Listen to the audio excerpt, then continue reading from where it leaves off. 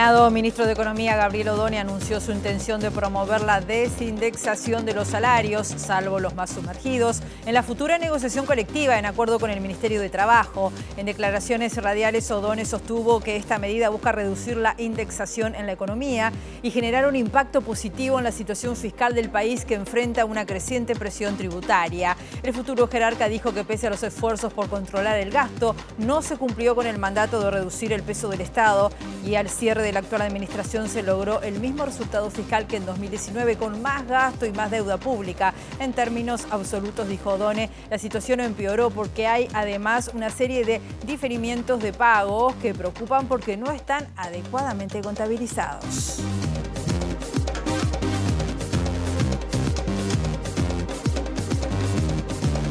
¿Qué tal? ¿Cómo están? Bienvenidas, bienvenidos a MBD Noticias. Comenzamos con la información con 25 grados a esta hora aquí en Montevideo. Una jornada que va a seguir con el cielo claro, algo nuboso, con vientos variables, soplando entre 10 kilómetros a 40 kilómetros por hora, dice Inumet, con una máxima que va a llegar a los 27 grados. Vamos a ver algunos puntos de la capital. Tengan en cuenta que en Pagola, desde Achiras hasta Lamas, hay obras de saneamiento. En Gonzalo Ramírez, entre Gaboto y Yaro, hacia 21 de septiembre también hay obras. Manuel Herrera y Oves entre Molina y Zubillaga, también en ese punto de la capital hay obras de saneamiento.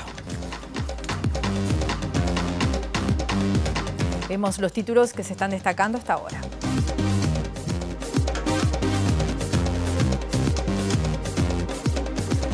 El ministro de Trabajo, Mario Arizzi, cuestionó por inoportuno el paro general parcial del PIT-CNT previsto para mañana entre las 9 y las 13 horas. El jerarca destacó que en este gobierno se crearon 111.000 puestos de trabajo y se aumentó el salario real.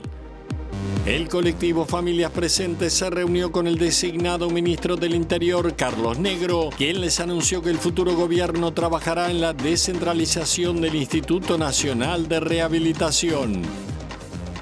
El candidato a la intendencia de Canelones por la coalición republicana el nacionalista Sebastián Andújar propone utilizar la infraestructura del ferrocarril central para adecuar una línea de pasajeros que atienda las necesidades de la zona del eje de Ruta 5. La designada subsecretaria de Turismo, Ana Claudia Caram, se reunió con los empresarios responsables de la temporada de cruceros para interiorizarse de algunas dificultades que plantean para su trabajo en Uruguay, como el tema de los altos costos portuarios. La Intendencia de Montevideo sorteó los 100 cupos laborales disponibles para la edición número 23 del programa Barrido Inclusivo, entre un total de 14.444 mujeres inscriptas. Presidencia de la República reglamentó el artículo 396 de la Ley 19.924 sobre sanciones que aplicará el Ministerio de Salud Pública cada vez que compruebe infracciones a las disposiciones sanitarias vigentes. Las multas tienen un mínimo de 10 unidades reajustables y van hasta 50.000 URs. La Procuraduría General de Brasil acusó este martes al expresidente Jair Bolsonaro por intento de golpe de Estado y remitió al Supremo Tribunal Federal 5 acusaciones contra 33 integrantes de una organización criminal por atentar contra la democracia.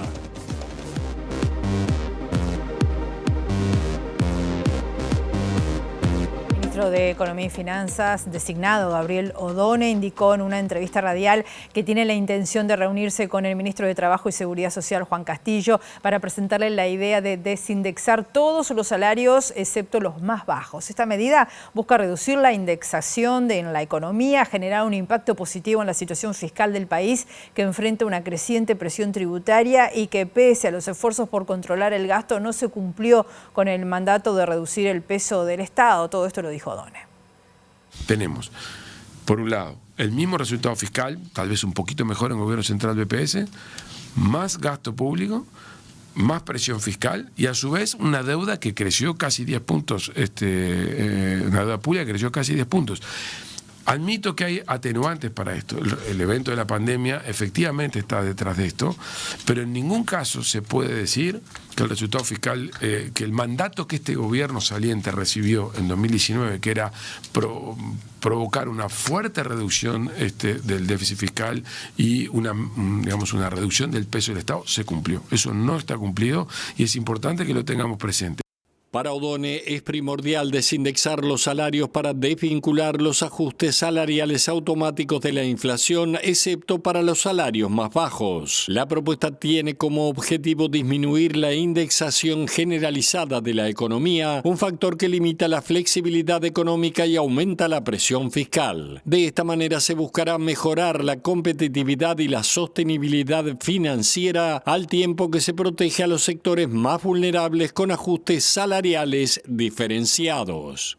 Mi idea, y es algo que tenemos que conversar, por supuesto, con el Ministerio de Trabajo para poner sobre la mesa las pautas salariales que van a estar arriba de la mesa a partir de la elección salarial que tiene en junio, es avanzar en esta dirección. En el universo de trabajadores, probablemente no, los trabajadores menores ingresos no, pero en el universo de otros sí, entre otras cosas para aprender en esta ronda cómo nos va con esto y ver si podemos generalizar este tipo de prácticas. Igual hay que ver muy bien cuál es el diseño, cuál es el mecanismo, pero es un tema que está arriba de la mesa que al Ministerio de Economía le gustaría. El ministro de Trabajo y Seguridad Social, Mario Aristi, consideró inoportuno el paro general parcial del PIT-CNT previsto para este jueves entre las 9 y 13 horas. La plataforma de las centrales sindicales, en solidaridad con los sindicatos en conflicto y en defensa del trabajo, está convocada a una concentración frente a Torre Ejecutiva. Para Aristi, la medida es inconveniente en medio del panorama laboral actual en el que se crearon, dijo, 111.000 puestos de trabajo y hubo aumento de salarios y en medio, dijo, de la transición de gobierno. Me limito a decir que su plan, eso es lo que dice el programa del Frente Amplio. Veremos después en cómo se aplica. Él ha hablado mucho de la reducción de la jornada laboral, así que veremos. Ese me parece que va a ser un tema central. Él ha hablado también de un diálogo social en materia de seguridad social, pero bueno, veremos que empieza a trabajar y luego daremos una opinión. Le deseamos el mejor de los éxitos a los ministros que son designados. Hay que darle una carta de crédito, que comiencen a trabajar y con el tiempo uno va evaluando. ¿Y en el ámbito efectivo qué pasa? ¿Hasta cuánto trabaja usted? ¿Cuándo entra el nuevo ministro? Bueno, yo trabajo hasta el 28 de febrero. Aquí nos ves unos días antes trabajando, hasta el 28 de febrero trabajaremos y luego nos dedicaremos a la actividad privada. La designada subsecretaria de Turismo, Ana Claudia Caram, se reunió con los empresarios en las últimas horas, los empresarios responsables de la temporada de cruceros, para interiorizarse de algunas dificultades que plantean para su trabajo en Uruguay. Señaló la jerarca que recibió diversos reclamos referidos a los altos costos de la operativa portuaria en Montevideo y adelantó que es un tema que está en la carpeta de las autoridades entrantes. Es un producto bien interesante, como ustedes escucharon, deja el país, genera trabajo, genera fuentes de empleo, trae movimiento, hay que hacer un análisis mayor. Ahora dentro de poco tenemos ferias importantes para visitar y estos planteos en cuanto a las tasas portuarias, los gastos portuarios, en cuanto a lo que implica facilitar, incluso les diría que también no estuvo mencionado acá, pero con el ministro también hemos hablado sobre las terminales de cruceros. Son temas a analizar, que los tenemos sobre la agenda, que estamos justamente acercándonos acá para ver las situaciones y facilitar los caminos que mejor se den. En otro orden, Caram se refirió a la transición de gobierno, a la que calificó como muy positiva. Hemos tenido la información que se ha solicitado. Por supuesto, vamos a tener a partir del 1 de marzo nueva información que nos iremos familiarizando cuando estemos. No solamente viene la Semana de Turismo, sino que tenemos Carnaval. Entonces, en los primeros días de Asunción tenemos la Semana de Carnaval. Hemos estado reunidos con la empresa que ya tiene, que está trabajando trabajando con el Ministerio de Turismo, viendo las campañas que además ya dejaron previstas para la Semana de Turismo, pero más allá de eso, con reuniones con las próximas autoridades de migraciones, de otras que hacen a la actividad turística, que están transversal en todos lados. Entonces, eso en la transición también se está dando, esas reuniones con los ministerios que van a tener a cargo, con las autoridades del ministerio, para ver todos los temas que competen a la actividad turística. La futura subsecretaria del Ministerio del Interior, Gabriela Valverde, dijo que los dichos del designado ministro del Interior, Carlos Negro, sobre la lucha contra el narcotráfico no es una declaración de que estamos vencidos. Valverde opinó que hay que cambiar la estrategia de lucha apelando a la coordinación con otros organismos y también a la mejora en materia tecnológica. No hay una declaración de que estamos vencidos, para nada. La intención en estas declaraciones es que hay que cambiar la estrategia para un delito que que históricamente no ha podido ser abordado eficientemente. Y por lo tanto tenemos que manejar unas nuevas estrategias, nuevas coordinaciones y participación de otras policías, como es aduana, DGI, Banco Central, ¿sí? En este sentido es que Carlos ayer lo mencionaba en la entrevista en Sarandí. Se requiere alguna inversión en tecnologías de información. En este sentido, le estamos coordinando y viendo la posibilidad de compra de tecnología para detectar las sustancias, para hacer control de ruta y en el puerto, en las rutas y en las fronteras. Y obviamente también personal que esté capacitado para evaluar riesgos en algunos casos y poder investigar en otros. El diputado del Partido Colorado, Felipe Schipani, opinó en las últimas horas que el secretario general de su partido, Andrés Ojeda, debería ser interlocutor con el gobierno entrante para negociar los cargos que tendrán en los organismos de Contralor y en los entes. También se refirió a las declaraciones del designado ministro del Interior, Carlos Negro, y enfatizó que hay cosas que un ministro no puede decir nunca. Nosotros estamos esperando la definición de cuál va a ser el ámbito, creo que eso todavía no está resuelto, pero la representación del partido la ejerce el Comité Ejecutivo Nacional a través de su secretario general. Por tanto, si hay una convocatoria para negociar esas cuestiones, seguramente que concurra sea nuestro secretario general, obviamente después informando al Comité Ejecutivo Nacional, ¿no? O sea, debería ser Andrés Ojeda. Yo creo que sí, porque así lo establece nuestra Carta Orgánica. Quien ejerce la representación del Partido Colorado es el secretario general. Tras los dichos del ministro del Interior designado, Carlos Negro, sobre la lucha contra el narcotráfico y la expresión de que la batalla está perdida, Schipani manifestó lo siguiente. Creo que el ministro ha actuado con total sinceridad. Yo creo que hay cosas que un ministro del Interior no puede decir, ¿no? Y más allá de que uno pueda compartir que la batalla contra el narcotráfico es una batalla muy dura, muy adversa, muy difícil. El primer policía del país, que es el ministro del Interior, no puede decir que la batalla está perdida, porque ¿qué mensaje se le está dando al resto de la fuerza? ¿Qué mensaje se le está dando a la sociedad? Creo que se equivocó el futuro ministro. La representante del colectivo Familias Presentes, Gabriela Rodríguez, dijo que el ministro del Interior designado, Carlos Negro, les aseguró que el futuro gobierno va a trabajar para descentralizar el Instituto Nacional de Rehabilitación. Esta organización fue recibida ayer por las autoridades entrantes de esta cartera para analizar la situación carcelaria y las condiciones de vida de las y los reclusos. La representante del colectivo Familias Presentes reconoció que en el último año y medio se trabajó en elaborar propuestas estratégicas para lograr cambios en el sistema penitenciario que fueron plasmadas en el libro blanco encargado por el Ministerio del Interior y del que esta organización participó. También remarcó que a pesar de esto, hasta ahora no hubo cambios importantes porque las cárceles explotan de personas y las condiciones son tremendas. El objetivo era principalmente intercambiar, conocer de primera mano las principales prioridades del gobierno vinculadas al sistema carcelario, que es nuestra fuente de preocupación principal. Y bueno, ahí recibimos en primer lugar dos cuestiones que nos parecen importantes. El ministro manifestó que el sistema carcelario y todo el sistema de ejecución penal es una prioridad para el ministerio, para el gobierno y para el Ministerio del Interior en particular, porque es un tema de derechos humanos y porque es también un tema de seguridad pública. Él habló que no vamos a poder mejorar la seguridad pública si, entre otros temas, también no se mejora la situación del sistema carcelario por las consecuencias que trae en toda la población cuando las personas son liberadas sin estar preparadas para ello. Y bueno, y ni que hablar de las consecuencias que trae en cuanto al impacto negativo en la vida de las familias y en la vida de las comunidades.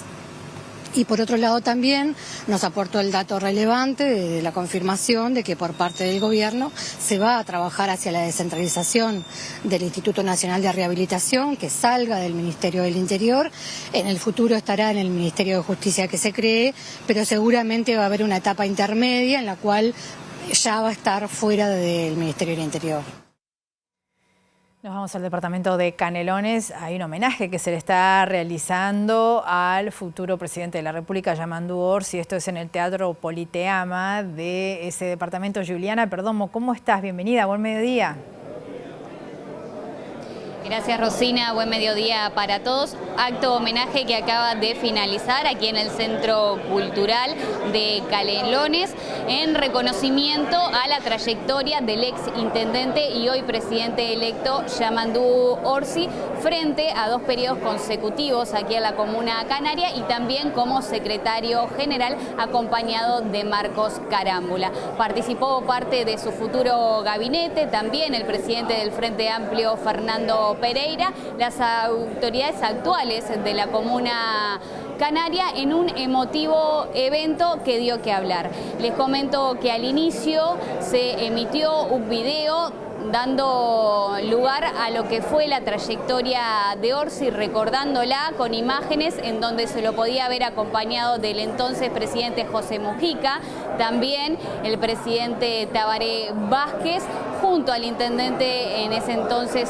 Marcos Carámbula, en varios consejos de ministros que se hicieron en esa época por el interior del país y por supuesto acompañado de muchos vecinos y también la inauguración de varias obras que se dieron aquí en el departamento canario. Al término de este evento, por supuesto, luego de la oratoria de Francisco Leniani, hoy secretario de la Intendencia y candidato a la Comuna Canaria, y también de Marcelo Metediera, que está haciendo uso de su licencia reglamentaria, se le entregó a Orsi la bandera del departamento para concluir lo que fue este emotivo acto de reconocimiento.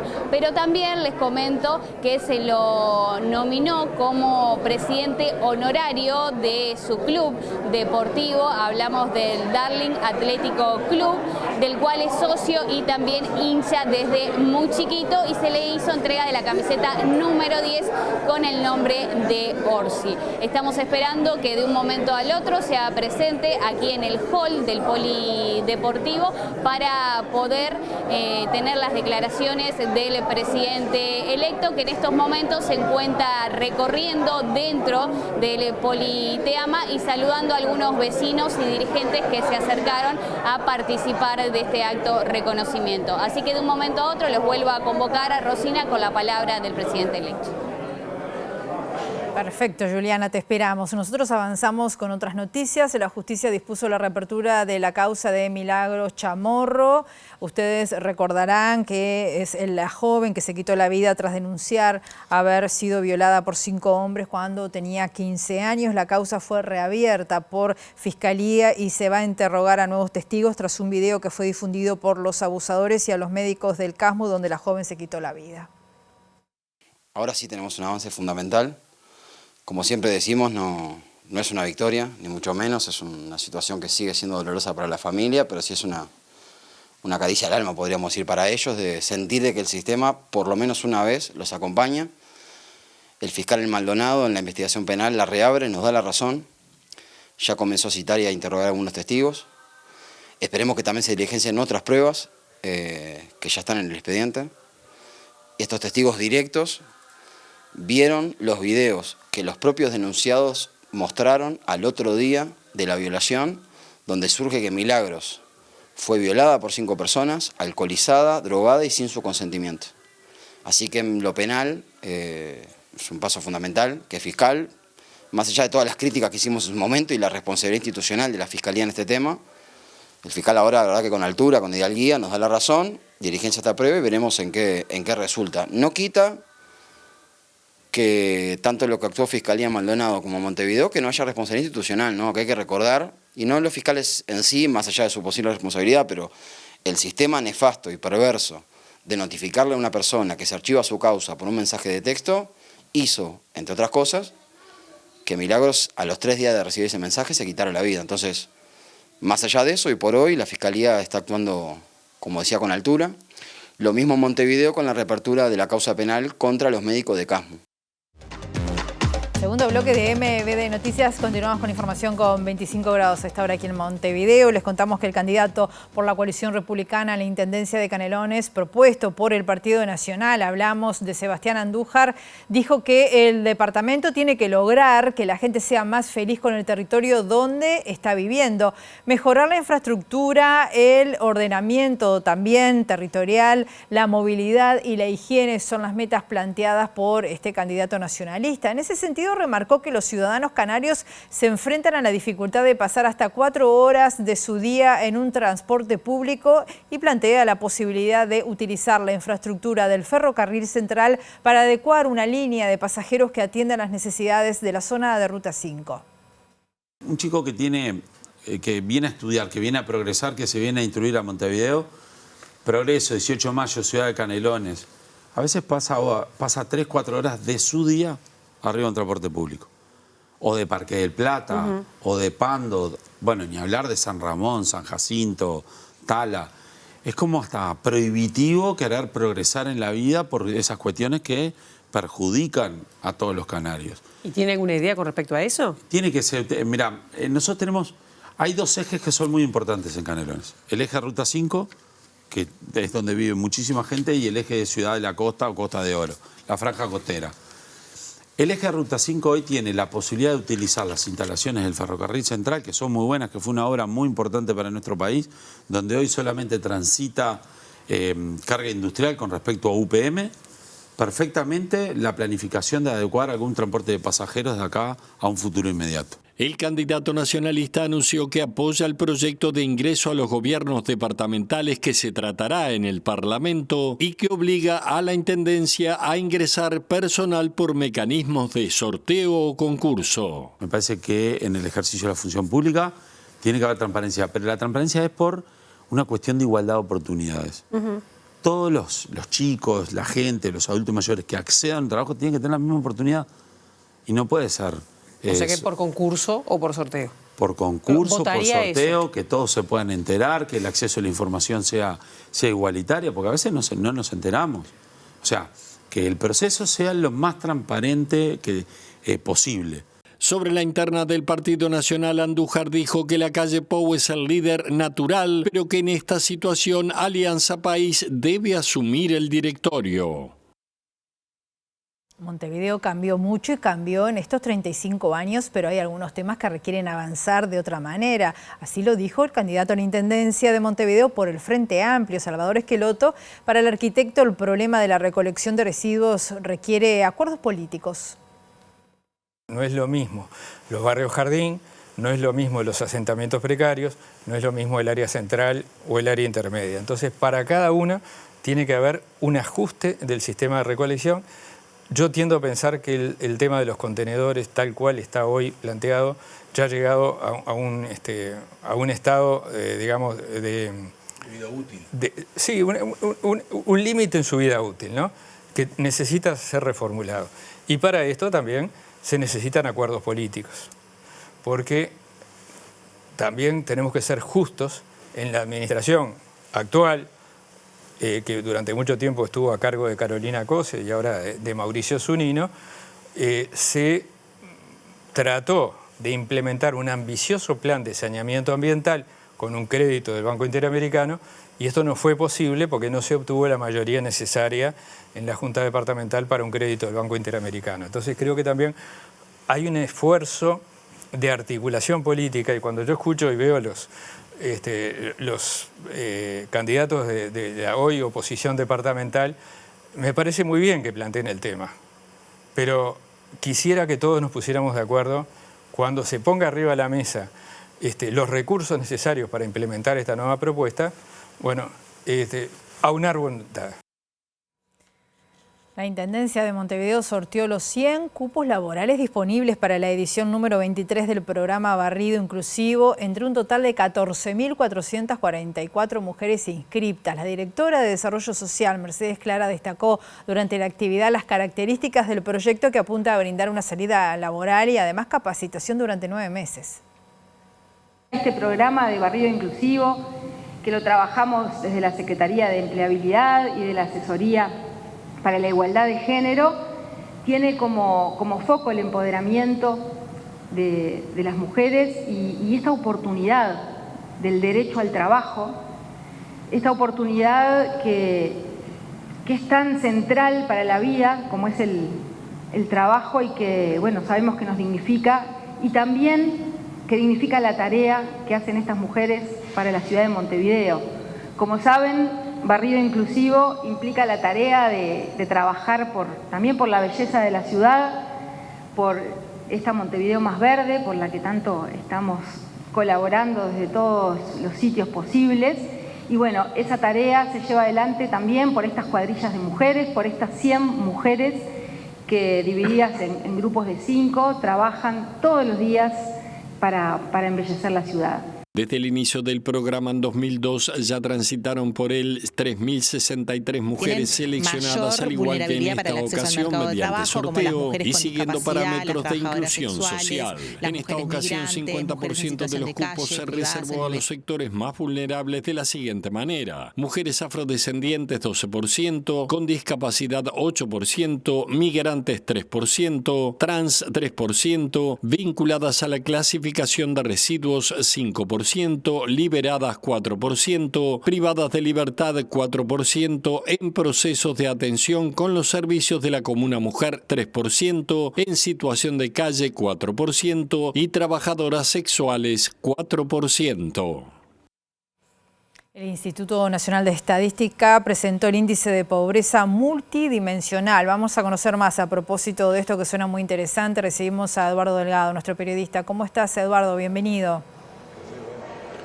Así es, Rosina, hace apenas minutos terminó la presentación justamente y estamos con el director del Instituto Nacional de Estadística, con Diego Boal, a trasladarle primero las principales conclusiones de este informe, Boal. Bueno, a ver, lo primero destacar que el país pasa a tener un índice de pobreza multidimensional. Quiero destacar este logro, es algo que se ha estado persiguiendo durante, yo diría, probablemente alguna década a esta altura, y Uruguay se suma, por tanto, a los países que en América Latina tienen este índice, que ya son varios. Eso en primer lugar. Segundo, que fue un trabajo de larga data con apoyo del Programa de Naciones Unidas para el Desarrollo y de OFI de la Universidad de Oxford. En términos de lo que es el índice, básicamente pasa a evaluar algunas características de carencias o privaciones duras que no son monetarias. El índice se compone de 15 indicadores. Los resultados indican que el 18,9% de la población vive en hogares pobres multidimensionales, donde en promedio hay 5 carencias de estas 15.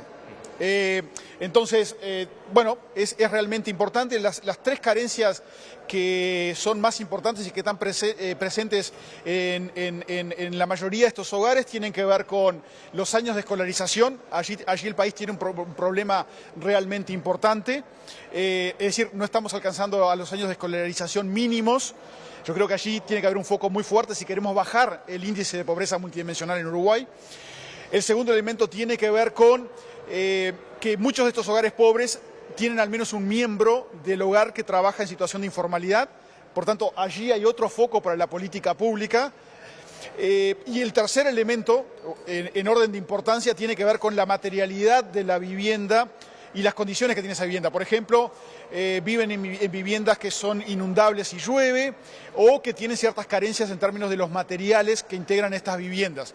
Yo quiero destacar que esto mueve el foco de alguna forma de la discusión puramente monetaria y si uno quiere la discusión típica a donde miramos mucho al Mides y miramos mucho al MEF, a mirar una mirada global. Acá vamos a mirar a la ANEP, vamos a mirar al Ministerio de Vivienda, vamos a mirar a OCE porque tiene que ver con el saneamiento, vamos a mirar a Antel porque el acceso que se tenga a Internet en los hogares es una variable. O sea que esto va a permitir que nos enfoquemos en mirar la globalidad del fenómeno de la pobreza y donde no solo un organismo tiene que jugar este partido. ¿Y hay diferencias en la pobreza justamente multidimensional entre Montevideo y el interior del país? Hay diferencias. Lo que tenemos es que la pobreza multidimensional es más alta en el interior que en Montevideo. En Montevideo está algo por encima del 15%, mientras que en el interior superan algo al 21%. O sea que hay heterogeneidades y es interesante también luego hacer un análisis profundo de dónde están las heterogeneidades, porque cada región seguramente va a requerir políticas distintas. Sabemos, por ejemplo, que el tema de saneamiento es un problema más importante en el interior que en Montevideo. Entonces, esto va a dar ese tipo de discusiones, que creo que es muy interesante y que usualmente no lo tenemos con la pobreza monetaria, más allá de que son indicadores complementarios. Pero yo creo que lo interesante, y quiero resaltar esto, es que esto nos va a permitir dar una discusión más completa. ¿Qué hogares tienen saneamiento, qué hogares no tienen saneamiento? ¿Qué hogares tienen niveles mínimos de educación y qué hogares no? O sea, esta es una discusión realmente que creo que el país se va a aprovechar este indicador para mejorar la globalidad de la situación de los hogares uruguayos. Cuando se medía lo monetario específicamente, ¿cuáles eran las cifras? Bueno, digamos, nosotros seguimos midiendo la pobreza monetaria, esto resaltar que esto no sustituye, y bueno, estamos con niveles de pobreza algo superiores al 9% en el caso de la pobreza monetaria, y acá estamos en un 18,9%. Lo que mostramos hoy es que hay muchos hogares que son pobres multidimensionales, porque tienen carencias en algunas variables estructurales que no son pobres monetarios. Entonces acá hay que mirar los dos indicadores, los dos son importantes, pero destacar la importancia de mirar características estructurales, ¿no? Como si tengo saneamiento o no, si mi trabajo, digamos, está en la informalidad o no, u otras variables que son relevantes, ¿no? ¿Cómo se nutre este nuevo índice? Bueno, este indicador surge a partir de información de la encuesta continua de hogares, que es un instrumento que el Instituto lo genera desde el año 1965. Esto es importante destacar porque es un instrumento estable y por tanto que va a permitir que el IPM se publique una vez por año. Así que deberíamos esperar que en el año 2025, probablemente en el mes de marzo, tengamos una nueva medida y ahí ya no solo hablemos del nivel, sino que hablemos de la evolución del índice comparado con el año 24. ¿Cómo impacta este índice en lo que tiene que ver con la implementación de políticas públicas? Impacta de forma fundamental. Es decir, esto va a hacer que nosotros tengamos que discutir sobre dimensiones que afectan, como mencionábamos hoy, a múltiples organismos públicos. Si queremos bajar el índice de pobreza multidimensional, este no es un trabajo de un único ministerio. Yo creo que esto hay que destacarlo. Por tanto, seguramente, pero acá el próximo gobierno sabrá lo que hacer, pero seguramente esto va a involucrar a muchos ministerios y otros organismos, como puede ser Antel, UTE, OCE, que van a tener un rol para mejorar la condición de los uruguayos. Son las palabras de Diego Boal, director del Instituto Nacional de Estadística. Como decíamos, datos sobre la pobreza multidimensional en el país 2024. Por primera vez se presentan y continuarán los años restantes. Como escuchaban a Boal, fundamental en el resultado la necesidad de políticas integrales que vinculen a varios organismos del Estado en las mismas. Muy bien, Eduardo. Estamos esperando otro contacto con Juliana. Entre tanto, les contamos que en el marco del programa MAS, el Centro de Estudios de la Realidad Económica y Social, CERES, presentó un nuevo programa de estudios para líderes que se llama Eficacia y Equidad en la Política Pública. La coordinadora del programa, Belén Irigoyen, explicó que este proyecto busca eliminar las inequidades a la hora de ejercer un cargo de liderazgo público. Encontramos que casi el 70% de ellos entienden que en su entorno, en sus comunidades, no hay una equidad de género a nivel político. También encontramos que casi el 60% de ellos creen que una mujer y un hombre no tienen las mismas posibilidades de ser electo para un cargo público, a pesar de que el 80% creen que tanto las mujeres como los hombres están igual de capacitados para ejercer este tipo de cargos. También encontramos que más de la mitad creen que las mujeres y los hombres no se enfrentan a los mismos desafíos a la hora de ejercer un cargo de liderazgo público. Es por esto que este nuevo programa que estamos lanzando hoy busca enfocarse en la eficacia y en la equidad en la política pública, sobre todo para formar a nuestros líderes públicos en un enfoque llamado ABG+, que es análisis basado. Vamos a volver, nos está convocando Juliana Perdomo, el Centro Politeama, está saliendo Yamandu Orsi del homenaje que le acaban de realizar. Juliana, adelante. Sí, Rosina, ya está hablando el presidente electo, lo escuchamos. Vamos al ingreso sobre cómo recibe este homenaje. Con más emoción que reflexión. Se te agolpa todo, porque no es solo un tema institucional, sino también una historia de vida, porque yo me crié en esta ciudad y fue un poco una mezcla de todo, de historia de vida, por supuesto 20 años en la institución, en la intendencia, pero a su vez me crié acá, entonces también me encontré con gente con quien nos conocemos desde niños, así que mucho significado juntos, mucho compromiso, pero también mucha alegría. ¿Qué significó verse en el video acompañado de Vázquez, de Mojica, bueno, del propio Carámbula? Mucho menos canas, eso es evidente, pero es como una película de esa que va a alta velocidad, donde todo junto pasó en unos minutos. Y yo confieso que no siempre soy consciente de todo lo que vino pasando a lo largo de estos años, que debe ser siempre así. Lo que pasa es que cuando sos protagonista, la realidad va pasando y tú de repente tenés poco tiempo de detenerte y analizar de cómo pasaron las cosas, cuánto fuiste capaz de transformar, cuánto te quedó por resolver, cuántas cosas te equivocaste.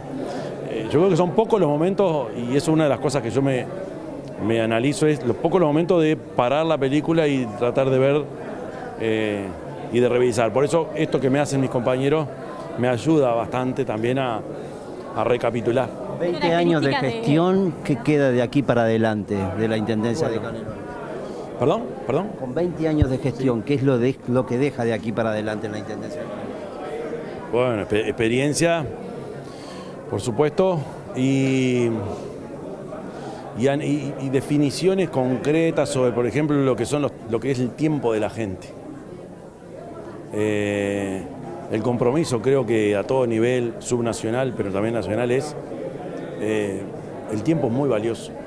Y eso que normalmente se llama un trámite que demora, es tiempo que no es tuyo, es de la gente. Entonces, eso como que me viene repicando hace años en la cabeza y lo intentamos resolver mejor, pero sé que falta muchísimo, porque la realidad no puede esperar.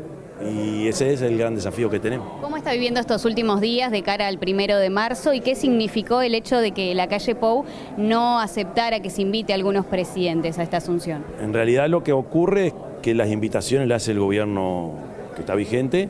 Nosotros les mandamos invitaciones para todos los países. El presidente directamente a mí me dice que él esas tres no las firmaba, no estaba dispuesto a firmarlo.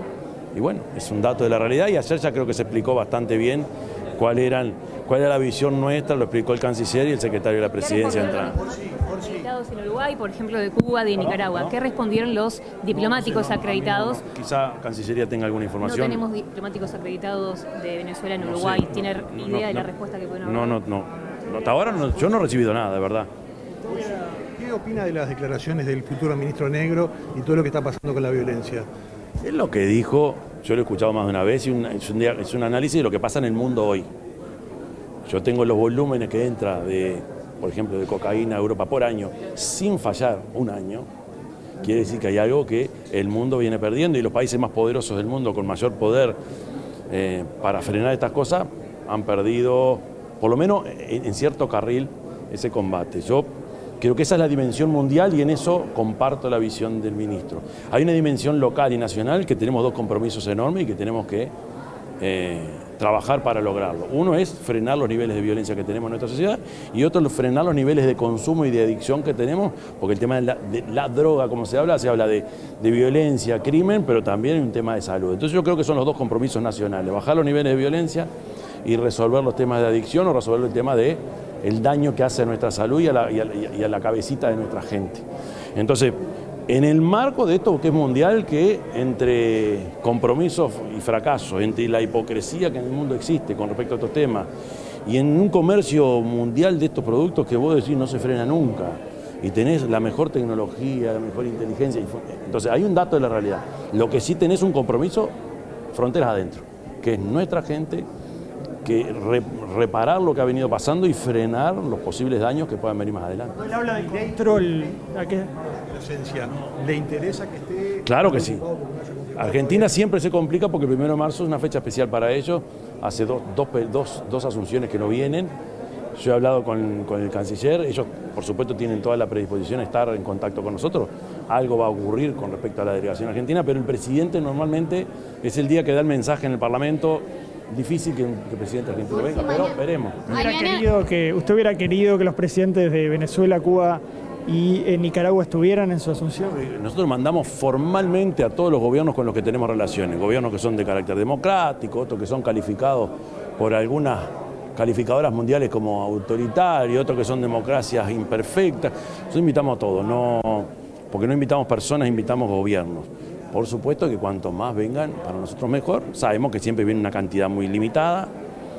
Y esa es la obligación, me parece, que la diplomacia uruguaya tiene, salvo que haya conflictos directos, que por suerte el Uruguay es un país muy cuidadoso en esto y hay una línea histórica que es un país que promueve la paz. Por supuesto que cuanto más vengan, mejor. Y no soy quien yo para decir este sí, aquel no. Me parece que si tenés relaciones diplomáticas, tenés que hacerte cargo. ¿Se le hace saber a estos gobiernos por qué no van a llegar a su asunción? No sé si el presidente actual le mandó decir eso. Por si quedó inaugurada una nueva legislatura. Uno de los poderes que tiene el presidente es el del veto. ¿Qué concepción tiene usted sobre eso y en qué situaciones le parece que lo puede? Bueno, eso es un instituto que existe y es una facultad que existe. Yo prefiero ir por el otro camino, que es lograr los acuerdos necesarios para que lo que sea legislativo o las propuestas de leyes que haya salgan. Pero ¿generado algún principio, algún valor? Ahí veremos, no sé, veremos.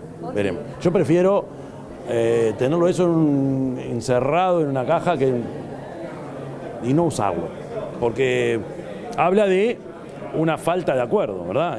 ¿Cuándo ocurre esto? Cuando no hay acuerdo, y ha pasado en varios gobiernos de distintos signos. Es constitucional, se puede utilizar, por supuesto que existe. Ahora, ojalá transitemos sin necesidad de aplicarlo nunca. Mañana hay un paro al término de esta administración.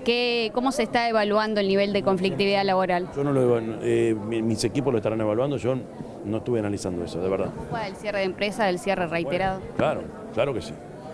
Preocupa, la falta de trabajo es lo que preocupa. Quería consultarle sobre los cargos para la oposición en organismos de Contralor. ¿Son 34 el número que está cerrado? Algo así se hablaba, no todavía. Se empezó a conversar recién. Vamos a esperar. Ahora, ¿qué pasó con el la idea es que se le pidió a la oposición que definiera? La idea es mantener los mismos criterios que se siguieron hasta ahora, que se utilizaron en este periodo. Creo que es algo así como 34. ¿Qué pasó con el tema del ámbito que se le pidió a los que será oposición que definieran no sé. Fue la reunión en el Parlamento el otro día. No sé si hubo algún cambio. Ese es un ámbito, surgirán otros. Yo no me niego a ninguno, por supuesto. Se va a abordar el tema de situación de calle de muchas personas, es una de las problemáticas, principalmente en Montevideo. ¿Ya hay una decisión respecto a eso, alguna política que se va trabajando en eso y ahí tenemos varios ministerios que se tienen que hacer cargo y por supuesto queremos contar con el apoyo y con la colaboración con las intendencias. Veremos, es un tema complejísimo, que tiene que ver con muchos temas, con temas de situación, por supuesto, de gente que sale de prisión, gente con adicciones, gente con problemas psiquiátricos, o sea, es complicadísimo. Él dice que no se puede bajar la vara en el combate a la delincuencia y con estas declaraciones de Negro, él entiende que eso se da a entender. ¿Cambia la dinámica, el combate al narcotráfico va a ser A ver, yo prefiero no responder a quienes hoy tienen investidura, yo no caigo en eso, no voy a responder eso. Nosotros tenemos que dedicarnos a trabajar por el bien de nuestra gente, y ahí los ministerios se tendrán que hacer cargo. Si vamos a seguir respondiendo y cruzando en pleno periodo de transición, lo mejor es el respeto por la investidura de cada uno. Un gobierno que fue electo, que hace su tarea, y un gobierno que está gobernando y hace su tarea, y un gobierno que fue electo. Lo mejor es no tirarnos con ninguna piedra, porque nuestra gente precisa otra cosa. Y después veremos, y por supuesto estamos expuestos a las críticas y a todo lo que sea. Ya pasaron varios días, pero ¿qué balance hace de la conferencia de Arbeleche que se entrega un país en orden? No hice ningún balance, de verdad no. Eso el equipo de economía que está analizando ese tema. Gracias, disculpen. La Fiscalía General de la Nación desde hace tiempo dice que le falta presupuesto. Hay un compromiso de subirle presupuesto, lo volvió a reclamar. Todas las instituciones del Estado tienen problema de presupuesto. El tema de la justicia es un tema delicadísimo y hay que ayudar, sin duda. Permiso. Último bloque de MB Noticias. Continuamos con 25 grados a esta hora aquí en Montevideo. Organizaciones barriales de La Teja solicitan que en el próximo presupuesto quinquenal se incluya la creación de un liceo con bachillerato allí en la zona. Según explicó Nataniel Clavijo, que es integrante de la comisión vecinal, son muchos los estudiantes que egresan de cuarto año y no tienen la posibilidad de continuar con los estudios. La realidad docente es qué pasa con nuestros gurises después de cuarto o después de tercer liceo o noveno, como se dice ahora, a dónde tienen que ir. Muchos de nuestros gurises pueden y tienen la posibilidad de ir a otros barrios a estudiar y otros no tienen esa posibilidad. Entonces surgió la idea, bueno, vamos a reclamar la construcción de un liceo de segundo ciclo en esta zona. ¿Quién lo hace? Bueno, vamos a convocar una comisión de vecinos y ahí fue que empezamos a invitar a colectivos. En La Teja hay 4 liceos de primer ciclo. Para este año solamente va a haber en uno de ellos 6 grupos de cuarto, o sea 3 de mañana y 3 de tarde. Y todos los demás liceos son de primero a noveno, de séptimo a noveno. Este año pasado egresaban a bachillerato, pasaban a bachillerato 800 estudiantes. Sumarle a eso que no estamos hablando solo de La Teja, sino también entre Zombú, Cantera del Zorro, Cadorna, y si miramos hacia el Paso de la Arena, todo el eje Camino Civil hasta el Cerro, tampoco hay liceo bachillerato, por lo tanto... ¿A dónde tienen que ir esos estudiantes, los que tienen la posibilidad de ir? Mirá, algunos van al Cerro, ¿sí? El 61, el 72, pero son liceos relativamente pequeños, sino al Bausá, que ahora bueno también se recortaron grupos, sino bueno, al Miranda, al Damaso, ¿no? O sea, unido por lo menos. Sí, por lo menos, ¿no? En algunos casos sí. Nosotros no estamos en contra de que la gurizada se mueva, al contrario, del barrio, pero sí entendemos que al no haber un liceo acá, hay muchos gurises que quedan descolgados, que no continúan sus estudios, y bueno, nos parecía una cuestión de estricta justicia. Decíamos, ¿por qué no en La Teja? ¿Por qué no en La Teja no hay bachillerato? Bueno, tiene que haber. Y bueno, de alguna manera esa campaña que comenzó hace 2 años con la recolección de firmas, que llevamos a secundaria, generó un expediente que agregó un montón de elementos, secundaria de alguna manera le da para adelante a la propuesta. Y bueno, este periodo que se abre ahora con este nuevo gobierno se va a hacer el presupuesto quinquenal y por lo tanto queremos que tanto ANEP y el gobierno central en sus mensajes presupuestales incluyan la construcción del liceo.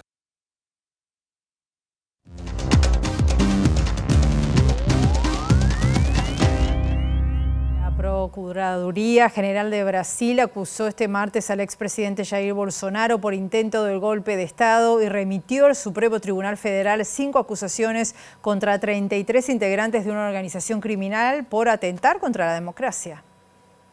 A través de un comunicado, la Fiscalía General de Brasil anunció que elevó al Supremo Tribunal Federal una denuncia contra 34 personas acusadas de incentivar y ejecutar actos contra los 3 poderes y contra el Estado Democrático de Derecho. Entre los acusados son mencionados como líderes el entonces presidente Jair Bolsonaro y su vicepresidente Walter Braga Neto, además de otros integrantes de lo que la justicia considera una organización criminal a la que se le imputa 5 delitos, entre los que se destacan liderazgo de organización criminal armada, intento de abolir violentamente el Estado Democrático de Derecho y golpe de Estado, entre otros. Las acusaciones se basan en manuscritos, archivos digitales, hojas de cálculo e intercambios de mensajes que revelan el esquema de ruptura del orden democrático y describen con todo detalle el complot conspirativo montado y ejecutado contra las instituciones democráticas, sostiene la acusación. Según las investigaciones, el plan comenzó en 2021 con ataques al sistema de votación electrónica a través de comunicados públicos y en Internet, y en julio del año siguiente Bolsonaro se reunió con embajadores y diplomáticos acreditados en el país en un intento de preparar a la comunidad internacional para desconocer la voluntad del pueblo en las elecciones presidenciales. Las investigaciones revelaron una operación para ejecutar el golpe de Estado en la que incluso se admitió atentar contra la vida del presidente electo Lula da Silva, además del vicepresidente de la República y un juez del Supremo Tribunal Federal, plan que fue aprobado por Bolsonaro, señala el organismo. El sociólogo y periodista argentino Marco Tarrugui afirmó que el gobierno de Javier Milei está atravesando su crisis institucional más importante. Según el periodista, la denuncia penal en la justicia y de juicio político en el ámbito legislativo no tendría consecuencias, pero se dará en el marco de un volumen político inédito, y agregó que este escenario se le salió de control al gobierno de Milei. Y por lo tanto uno puede decir que no solamente es la crisis más importante de gobierno desde que asumió la presidencia, sino que además es una crisis que se ha provocado él mismo, porque él fue el artífice y constructor de la estafa que, bueno, ya dio la vuelta al mundo, conocida como la estafa de la criptomoneda o meme coin, Libra. Y hay una iniciativa de juicio político en el Congreso.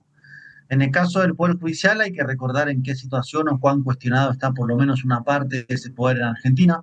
Por lo tanto, es posible que su avance corresponda a la correlación de fuerzas políticas antes que a la idea genérica de justicia o no justicia. Y en el caso del juicio político es muy difícil que prospere porque no hay correlación interna. En todo caso, forma parte del intento de ir como facturándole o haciéndolo responsable por la estafa vía jurídica, vía legislativa, y que no haya una impunidad tan evidente como es posible que la haya. Y que también ocurre en un contexto de volumen político inédito. Creo que en este momento el escenario se le salió de control, y el objetivo del gobierno de Milei es que eso vaya como de a poco diluyéndose, lo cual no es seguro que pase. Por lo pronto el presidente se va a Estados Unidos, se va a reunir con Elon Musk.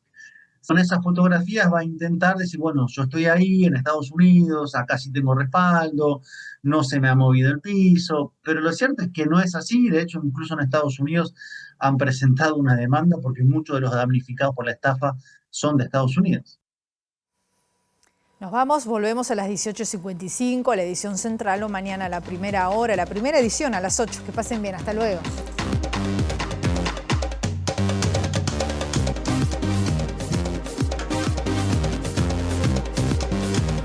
El ministro de Trabajo, Mario Arizzi, cuestionó por inoportuno el paro general parcial del PIT-CNT previsto para mañana entre las 9 y las 13 horas. El jerarca destacó que en este gobierno se crearon 111.000 puestos de trabajo y se aumentó el salario real.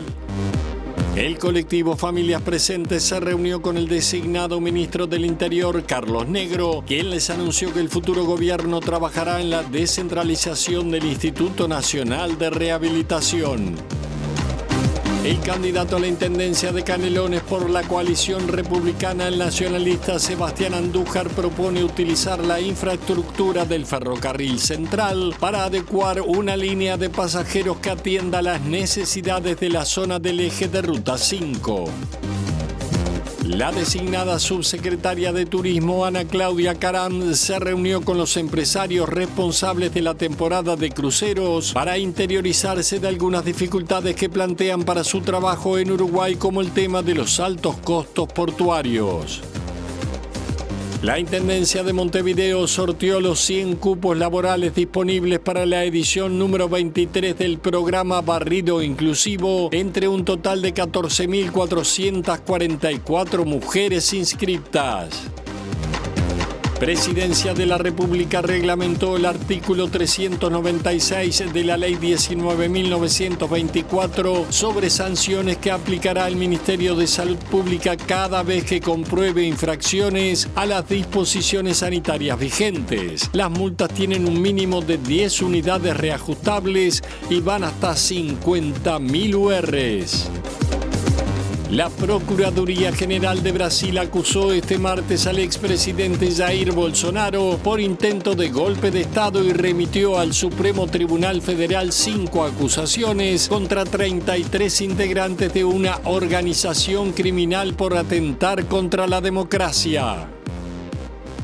La Intendencia de Canelones y la Junta Departamental realizaron este mediodía un acto de reconocimiento al presidente electo Yamandu Orsi, exintendente canario durante 2 periodos, 2015-2025, y otros 2 como secretario general, 2005-2015. Las autoridades locales le entregaron una plaqueta tras una resolución que fue votada en la Junta Departamental por todos los partidos políticos.